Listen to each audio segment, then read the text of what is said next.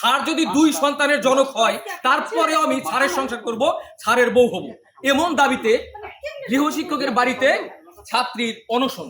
প্রিয় দর্শক, আমরা বিস্তারিত জানার জন্য তাদের কাছে যাব এবং শুরুতে আমরা সেই ছাত্রীর কাছে যাচ্ছি। আচ্ছা, আপনি এখানে কেন বসে আছেন এবং কিসের অনশন আপনার একটু বলুন। একটু দাঁড়ান প্লিজ। এ হচ্ছে আমার স্যার, আর আমি ওনার কাছে প্রাইভেট পড়তাম। তো উনি আমাদের বাড়িতে প্রতিদিন যাওয়া আসা করতো। যাওয়া আসা করতে করতে আমি ছিলাম সায়েন্সের ছাত্রী। তো সায়েন্সে তো জানেনই কেমন ধরনের পড়াশোনা হয়।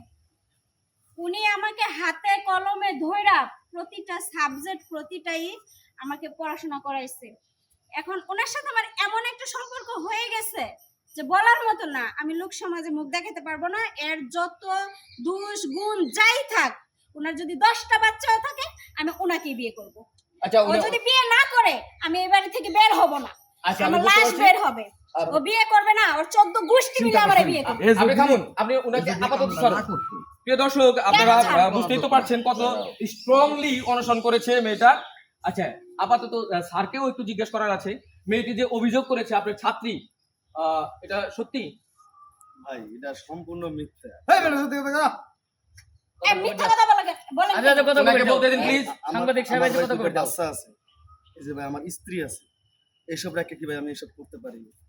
ও সায়েন্সে একটু দুর্বল, তাই আমি ওটা হাতে কলম শিখেছি। কিন্তু আমি বুঝতে পারি না যে ও আমার কাছ থেকে এই শিক্ষাটা পাইছে ভাই, যে একবারে আমার সাথে ভালোবাসা। আমি ভাবছি যে তার সাথে যদি আমি একটা ভালো একটা সম্পর্ক, ভালো একটা বন্ডিং তৈরি করি, সে হয়তো লেখাপড়া ভালো একটা ভালো একটা রেজাল্ট নিয়ে আসবে। ভালো একটা রেজাল্ট নিয়ে আসলে বন্ডিং বলতে আপনি কি তার সাথে একটা মনস্তাত্ত্বিক বিষয়, ভালোবাসাবাসির কথা বলতেছেন তো নাকি? না না না বাবা। দেখছেন ও হ্যাঁ, যদি বুঝতে পারছি। দোষ করতো, আপনি কি? আপনি স্যারের কি হবে? আমি ওনার বউ। অবশ্য আপনার মেজাজ দেখে আমাদের বোঝা উচিত ছিল। তো যা হোক, আপনার স্বামী এরকম একটা কাজ করেছে, তাহলে আগে থেকে কি বুঝতে পেরেছিলেন যে কোনো ছাত্রীর সাথে তার এরকম রিলেশন চলতেছে?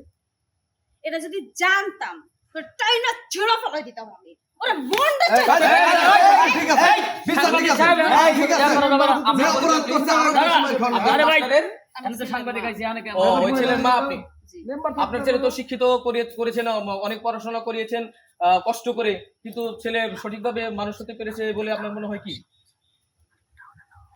এখন মেয়ের দাবি যেটা, যদি এটাই সত্যি হয়, সত্যি কথা বলতে চাইলে আমি ছেলেটাকে মানুষের মতো মানুষ করতে পারি না। ধন্যবাদ আপনাকে বোঝানোর জন্য। আর কোনো কথা নয়, গ্রামবাসীর পক্ষ থেকে কিছু শোনার রয়েছে। আমি আপনার কাছে যাব, তার আগে আপনি কি? জি, আমি এলাকার মাতাব্বর। তাহলে আপনার এলাকাতে এরকম একটা কাণ্ড ঘটেছে, গৃহশিক্ষক তার ছাত্রীর সাথে প্রেম করেছে এবং মেয়েটা কিন্তু কি বলছে আপনি শুনছেন। জি, কি সমাধান দেবেন মনে করেন? এই তো একটা সমস্যা হয়েছে, ঠিক আছে, আমাদের কানে আসছে, আমরা মুরব্বীরা জানছি, আরো 10-15টা মুরব্বীরা নিয়ে বসে আমরা এটার একটা ফাঁসলা আমরা করে দিব। কিন্তু এই মেয়েটা তো মানতেছে না, ঠিক আছে, সেই তার কথা বলতেছে। আমি অনেকবার বোঝার চেষ্টা করছি,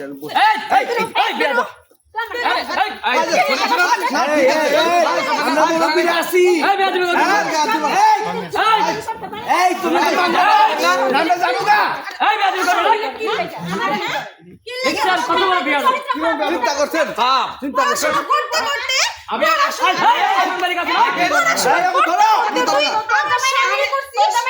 আচ্ছা শুনুন, তোমরা কি আমগো মুরব্বীরা মানবা না? এই আমরা যাইছি, তোমরা আমি জান দিবে না। আচ্ছা এই মেয়ে, সাংবাদিক সাহেব শুনুন, আপনি এখন আপনার গার্জিয়ানের কাছে যেতে পারেন, মুরব্বীরা বসে এর একটা সমাধান তো দিতে পারেন। আমি গার্জিয়ান কেন, আমার যদি 14 গোষ্ঠীও আমাকে নিতে আসে, আমি এখান থেকে যাব। আম্মা দেখো, আমি ওর সাথে বিয়ে হব, তারপর মিছিল হবো। তো প্রিয় দর্শক, এই ঘটনাটা অনেক জটিল, আর এই জটিল ঘটনার জন্য দায়ী কিন্তু একটি কথা মনে রাখবেন, সকলের মনে নয়ন ফোটাই আলো জানি সব প্রাণে, নব নব পথ চলিতে শেখায় জীবনের সন্ধানে। আমি শিক্ষকদের কথা বলছি, যার হাতে মানুষ তৈরি হবে, যে নাকি মানুষ গড়ার কারিগর, তার চরিত্র সবচাইতে ভালো হওয়া দরকার, যাতে তার দীক্ষা নিয়ে ছাত্রছাত্রীরা তাদের চরিত্র ভালো করতে পারে। তার কারণ হচ্ছে শিক্ষকের কাছে আমাদের সন্তানদের ভবিষ্যৎ কিন্তু তুলে দেওয়া আছে। তাই প্রতিটা শিক্ষকের প্রতি আমি সম্মান রেখে বলছি, আপনার চরিত্র যেন উল্লেখ করার মতো, উদাহরণ দেওয়ার মতো সুন্দর হয়। ভালো থাকবেন, সুস্থ থাকবেন, আল্লাহ হাফেজ।